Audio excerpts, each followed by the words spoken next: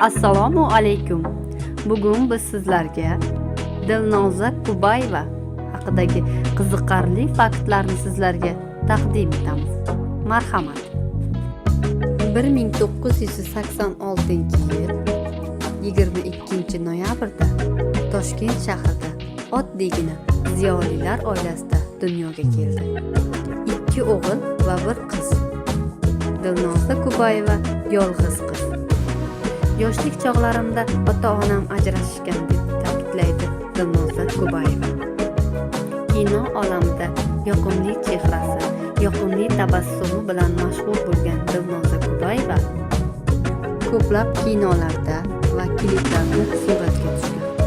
Reklamalarda uning dastlabki mashhurlikka olib chiqqan rollardan biri bu Kelgindi kelin, Kelganda kelin, Telba, Zumrad va qimmat, Er bermoq jon bermoq, Er bermoq jon bermoq 2, Vasiyat va ko'plab teatr va kinolarda samarali rollarni ijro etib kelmoqda.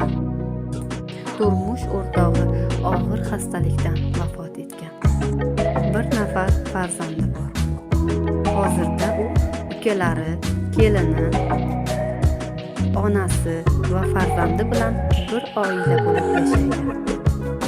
O'zining aytishicha, turmush o'rtog'i Kelgindi kelin filmida ko'rib uni yoqtirib qolgan va shu qiz mening rafiqam bo'lsaydi deb orzu qilgan ekan. Turmush o'rtog'i bilan birinchi ko'rishganda turmush o'rtog'i undan dastxat so'ragan va shunday bo'lib tanishib ketishgan.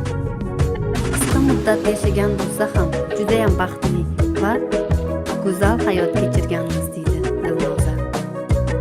Joylari jannatdan bo'lsin, oxiratlari obod bo'lsin deymiz. Farzandi bo'lgan Muhammad Alining rohat farog'atini ko'rib yursin deymiz.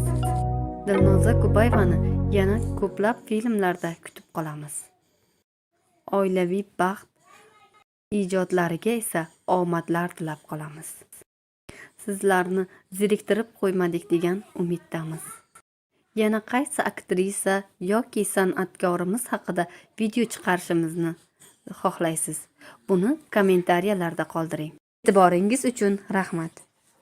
Supi.